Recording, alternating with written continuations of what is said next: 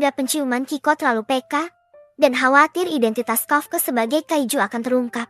Ichikawa dengan cepat menyatakan bahwa keduanya berasal dari divisi pembersih kaiju yang sudah wassalam. Setelah Kafka menyindir karena parkir di tempat mereka, Kiko yang tadinya terkejut melihat kekuatan Kafka menjadi sangat tertarik padanya. Dia berencana untuk mempermalukan Kafka selama ujian berlangsung, sebelum akhirnya pergi bersama pelayannya. Setelah ditegur oleh junior dan didekati oleh beberapa penjaga yang mendengar suara ledakan keras dari Kiko yang melempar mobil mereka sebelumnya, akhirnya mereka diminta untuk segera masuk ke tempat ujian. Meskipun begitu, realitas di lapangan terbukti sangat kejam baginya. Kafka, yang kini sudah berusia lebih dari 30 tahun, sangat cupu dalam hal ketahanan fisik karena sudah tuek. Dan karena sudah tuek, stamina Kafka menjadi jauh lebih cupu dari sebelumnya, membuatnya berada hampir di posisi terakhir. Keteguhan hatinya untuk tidak menggunakan kekuatan kaijunya menyebabkannya berada di peringkat tersebut. Kafka semakin kena mental ketika Kiko datang untuk memamerkan peringkat 5-nya. Meskipun peringkat senpainya sangat burik, tetapi Ichikawa tetap merasa senang karena Kafka tidak menggunakan kekuatan kaijunya sama sekali. Namun pada akhirnya, Kafka menyesal karena tidak menggunakan kekuatan kaijunya. Sementara itu, terlihat wakil komandan Hoshina yang baru menyerahkan dokumen para peserta ujian. Ketika dia melihat wajah Kafka, dia hanya terdiam sejenak sebelum akhirnya meminta Hoshina untuk memberikan laporan lisan sambil melanjutkan tugasnya. Sementara itu, Ichikawa terlihat memberikan informasi tentang semua peserta yang memiliki talenta di atas rata-rata. Dimulai dari Izumo Haruichi, lulusan terbaik Universitas Netralisasi Tokyo. Kemudian ada Furuashi Iharu, lulusan terbaik di kampus teknik netralisasi haji. Selanjutnya, ada mantan anggota Angkatan Darat Bela Diri Jepang yang bernama Kaguragi Aoi. Dan di antara semua peserta, ada satu orang yang berdiri di atas mereka semua. Dan orang itu tak lain adalah Shinomiya Kikoru. Dia merupakan ciwai lulusan terbaik sekaligus termuda di Universitas Netralisasi California. Dia juga dikenal sebagai sosok yang jenius. Namun sebelum Kafka bisa bereaksi, Kikoru tiba-tiba datang menghampirinya untuk mengejeknya sekali lagi. Kikoru merasa penasaran berapa kali dia telah mempermalukan Kafka.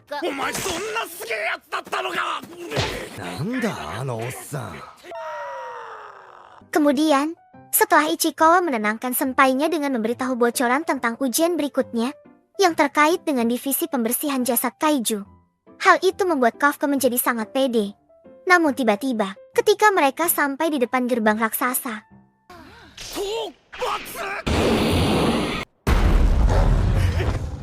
ujian selanjutnya terlihat akan diawasi oleh wakil Kapten Hoshina. Disinilah Kafka dan Ichikawa sangat terkejut karena evaluasi finalnya bukanlah pembersihan jasad kaiju, melainkan mengalahkan para kaiju burik di sana. Selain Kafka, tidak ada satupun peserta di sana yang terkejut melihat sosok Yoju butik barusan. Kiko yang melihat hal itu langsung tersenyum dengan kelakuan Kafka. Setelah meminta klarifikasi dari Ichikawa, jelas bahwa dirinya juga kaget dan beranggapan bahwa ujian akhir tahun ini telah berubah. Masing-masing peserta terlihat mengenakan seragam anti-kaiju jenis GX4552 buatan perusahaan teknologi Izumo. Setelah dipakai oleh Ichikawa, dia sangat terkejut saat merasakan seragam anti-kaiju tersebut bisa menyesuaikan diri dan hampir seperti menyatu dengan tubuhnya. Ichikawa juga menyadari adanya peningkatan kekuatan di dalam tubuhnya. Shin kemudian berpindah ke ruang pengawas, menampilkan beberapa teknisi yang sedang memantau kondisi seragam semua peserta dari satu layar monitor besar. Dia kemudian menginformasikan persentase output kekuatan tempur yang dimiliki oleh mereka semua setelah memakai baju anti-kaiju. Ichikawa memiliki kekuatan output sebesar 8%,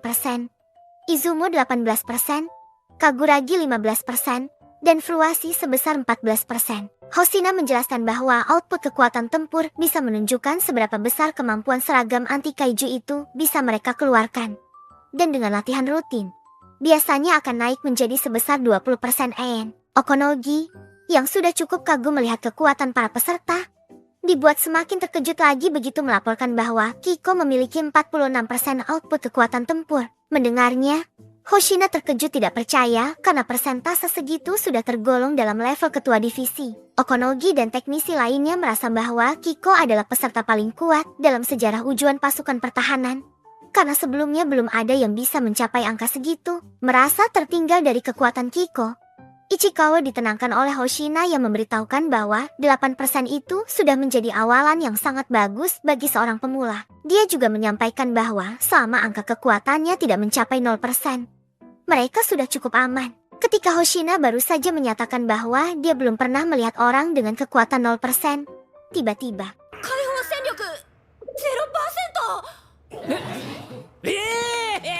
Hoshina semakin tertawa terbahak-bahak saat melihat Kafka berusaha mengeluarkan tenaganya seperti sedang berak.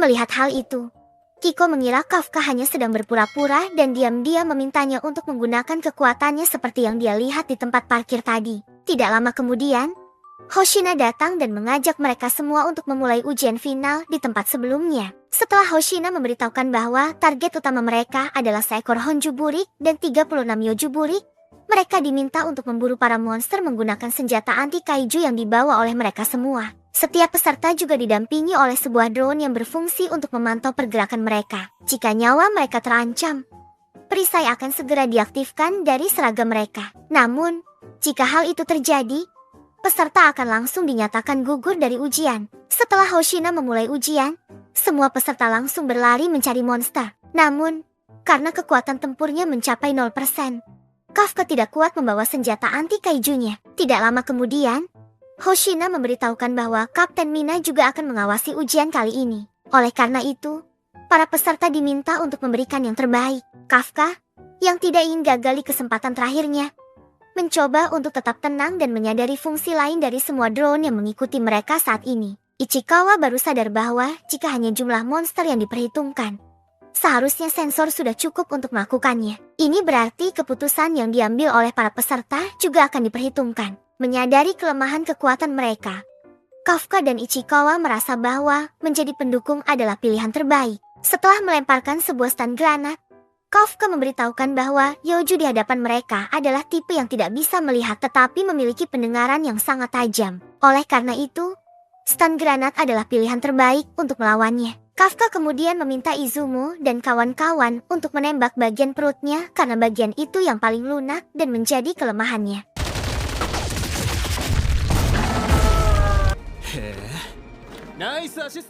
Melihat apa yang dilakukan oleh Kafka, Hoshina terlihat cukup terkesan dengan tindakannya. Namun, ketika Kafka dan Ichikawa hendak pergi untuk membantu yang lainnya lagi, tiba-tiba terjadi sesuatu yang tidak terduga.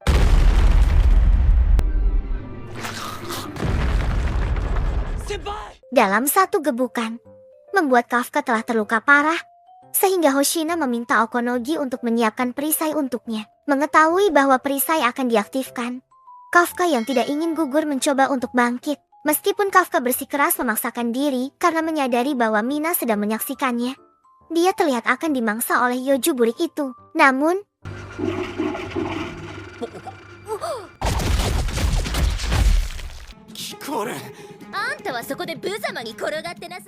meskipun merasa sangat jengkel, Kafka menyadari bahwa dia tidak akan mampu melampaui sahabat di masa kecilnya itu. Para peserta lainnya tidak pernah menduga bahwa perbedaan kekuatan yang dihasilkan dari seragam anti kaiju akan memiliki dampak yang begitu besar. Saat Kafka masih berusaha untuk bangkit kembali, dia baru menyadari bahwa kakinya telah patah. Sebagai pengawas ujian, Hoshina menyarankan agar Kafka lebih baik mundur dari ujian daripada kondisinya semakin parah. Namun, Kafka memikirkan kemungkinan-kemungkinan yang masih bisa dilakukannya. Meskipun seketika itu dia teringat akan kekuatannya yang hanya 0%. Kafka juga merasa bahwa dirinya bukanlah sosok yang layak berdiri di samping Mina, meski dia menyadari bahwa kemungkinan hidupnya sebanding dengan kekuatannya sendiri. Namun, Kafka tetap bertekad untuk tidak menyerah dan akan terus mengejar impiannya. Tidak peduli apapun yang terjadi. Setelah diselamatkan oleh Kikoru dan menyatakan bahwa dia tidak akan menyerah, semua orang di ruang pengawas hanya bisa terdiam melihat keteguhan hati yang dimiliki oleh Kafka. Mereka terkejut melihat Kafka mampu bangkit kembali meskipun kakinya yang sudah terluka parah. Wakil Kapten Hoshina pun berniat membiarkannya, dengan catatan bahwa ia akan segera mengaktifkan perisai jika Kafka dalam bahaya lagi. Kafka merasa senang mendengar hal itu dan berniat meminta Ichikawa untuk fokus pada dirinya sendiri. Namun, Ichikawa mengabaikan permintaan Kafka itu dan lebih memprioritaskan untuk membantu dan mengajak Kafka berjuang bersama-sama. Mendengar hal itu, Kafka dengan senang hati menerima bantuan Ichikawa.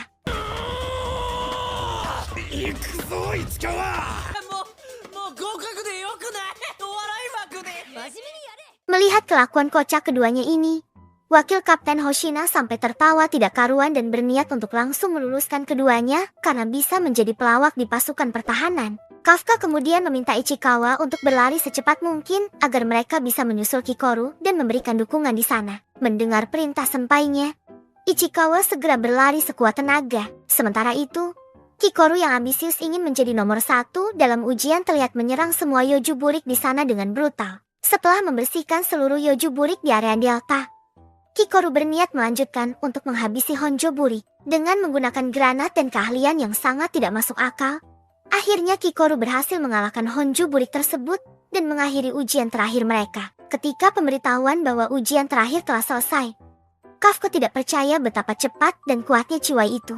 Semua drone yang mengikuti peserta kembali ke markas dan hanya meninggalkan monitor utamanya yang masih aktif. Wakil Kapten Hoshina melihat aksi Kikoru yang melebihi ekspektasinya dan agak kecewa karena ujiannya selesai dengan cepat. Kapten Mina sendiri terkesan dengan kekuatan yang dimiliki oleh Kikoru. Setelah mendengar pujian Kapten Mina pada Kikoru, Wakil Kapten Hoshina menambahkan bahwa berkat Kikoru juga secara tidak langsung telah menyelamatkan peserta lainnya. Di sini, kita akhirnya mengetahui bahwa Kikoru Shinomiya adalah anak dari Shinomiya Isao, yang merupakan prestir pasukan pertahanan. Hoshina yakin bahwa Kikoru akan menjadi pasukan inti di masa depan dan menjadi harapan bagi negara mereka. Sementara itu, setelah berhasil mengalahkan Honjo burik, Kikoru terlihat bangga dengan dirinya sendiri karena berhasil menyelesaikan ujian itu dengan mudah. Saat dia hendak kembali menemui Kafka untuk mengejeknya, tiba-tiba di sisi lain, setelah Kafka dan Ichikawa membicarakan kehebatan Kikoru, mereka dan peserta lainnya terkejut melihat semua jasad Yoju burik di tempat tersebut bangkit kembali secara tiba-tiba. Kafka tampaknya menyadari apa yang terjadi pada Kikoru saat ini. Dan benar saja, Kikoru terlihat sangat kesakitan setelah ditembak tepat di area jantungnya oleh kaiju misterius tadi. Untungnya, Kikoru masih sempat memfokuskan perisai tepat di area yang ditargetkan oleh kaiju humanoid di hadapannya. Kikoru terkejut saat mendengar bahwa kaiju itu bisa berbicara. Tak lama kemudian, dia membidik kaiju humanoid itu dengan niat untuk membunuhnya. Namun, sayangnya, dia kembali ditembak oleh kaiju humanoid tersebut, yang segera disadari oleh semua orang di ruang pengawas karena seragam dari Kikoru mengalami kerusakan. Kondisinya semakin buruk karena sebagian besar drone telah kembali ke markas, sehingga mereka tidak mengetahui kondisi pasti Kikoru saat ini. Yang mereka ketahui hanyalah bahwa para Yoju tiba-tiba bangkit kembali. Okonogi juga memberitahu bahwa kekuatan Honjo kini telah naik ke angka ke-6,4. Setelah mendengar laporan itu, Mina memerintahkan agar semua peserta mengaktifkan perisai mereka dan mengirim kembali semua drone untuk merekam semua situasi dengan teliti. Meskipun peringatan evakuasi telah dinyalakan, Kikoru yang keras kepala menolak untuk dievakuasi dan lebih memilih untuk berjuang menghadapi Honjo burik di depannya agar tidak membahayakan orang lain. Tiba-tiba,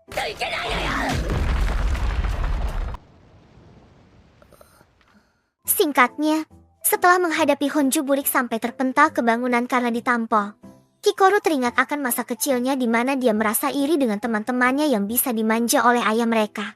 Sementara dia terus-menerus mendapat tekanan untuk menjadi yang terbaik. Saat berjuang di bawah tekanan dari ayahnya sendiri, Kikoru hanya bisa pasrah karena tangannya sudah patah tidak karuan. Sementara itu, Honjo burik kembali menumbuhkan tanduk unicornnya untuk mencari energi serangannya. Kikoru menyadari bahwa kematian sudah di depan matanya dan hanya bisa pasrah sambil meminta maaf kepada ayahnya karena tidak bisa menjadi sosok yang sempurna di matanya. Ketika Honjo burik telah menyelesaikan mencari energi dan siap menembakkan ke arah Kikoru, secara tiba-tiba Kafka muncul dan membuat Kikoru kaget dan bertanya-tanya mengapa dia berada di sini. Dan pada akhirnya Kikoru mengetahui identitas sebenarnya dari Kafka.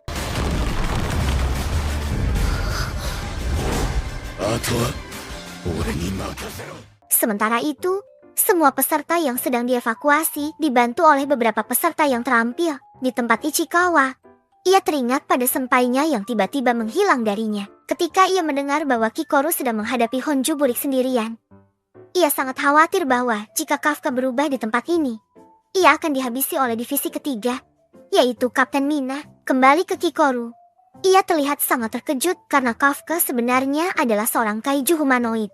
怪獣だったの？お願いお願い、どうかこのことはお願いします。お願い。 Di tengah Kafka yang sedang memohon agar Kikoru mau menyembunyikan identitasnya, tiba-tiba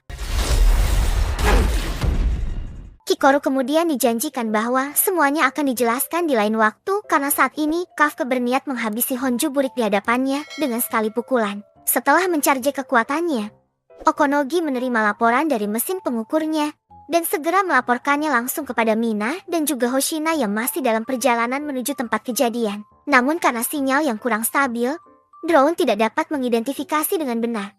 Bahkan setelah alat pengukur melaporkan tingkat kekuatan kaiju humanoid Kafka yang mencapai angka ke-9,8, mereka menganggap mesinnya telah rusak akibat terkena gelombang kejut dari Honju burik sebelumnya. Dan jika itu bukan kerusakan, bisa dipastikan kaiju baru yang muncul adalah yang terkuat sepanjang sejarah. Dengan satu pukulan, Kafka berhasil menghabisi Honju burik tersebut.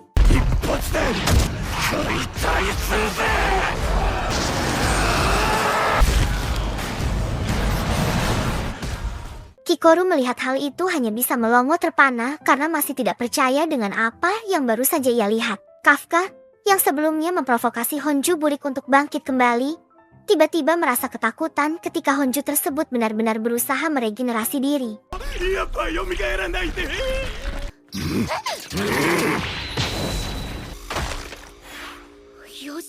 Sementara itu, Ichikawa masih mengomel pada senpainya yang nekat berubah di tempat itu. Dan tiba-tiba Kikoru pingsan karena sudah terluka sangat parah dan syok. Ketika Kapten Mina dan Wakil Hoshina tiba di lokasi, mereka hanya menemukan Honju yang telah hancur tak berbentuk. Hoshina merasa dejavu dengan keadaan seperti ini.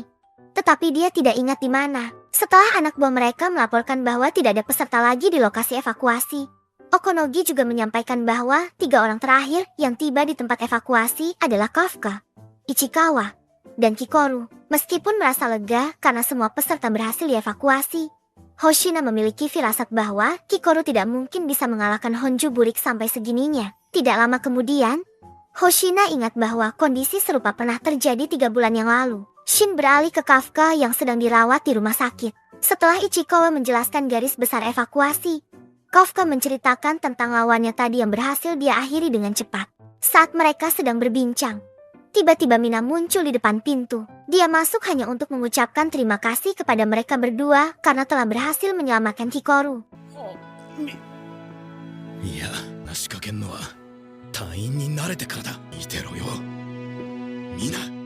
Sementara itu, Hoshina menemui Kikoru yang masih dirawat di dalam kapsul. Setelah memaksakan diri untuk bangun, Hoshina memberitahukan bahwa tidak ada korban dalam kejadian tadi. Di tengah pernyataan Hoshina, yang mengatakan bahwa tidak ada korban jiwa berkat aksi Kikoru yang berhasil membunuh Honju burik, Kikoru awalnya merasa ragu antara mengungkapkan kebenaran atau tidak. Namun, setelah mengingat wajah Kafka, dia memutuskan untuk mengaku bahwa dia yang membunuh Honju burik itu. Sementara itu, Shin berada di sebuah toilet umum, di mana dia mendengarkan radio melalui ponselnya. Dia sangat terkejut mendengar bahwa tidak ada korban dalam insiden tadi. Namun, saat sedang mendengarkan berita, tiba-tiba dia ditelepon oleh seseorang. Ternyata, kaiju humanoid tadi menyamar sebagai salah satu anggota divisi pembersih jasad kaiju yang ada di tim Kafka. Tanpa disadari oleh siapapun, kaiju humanoid itu berusaha untuk menyamar dan berbaur dengan mereka semua, agar tidak diketahui oleh siapapun.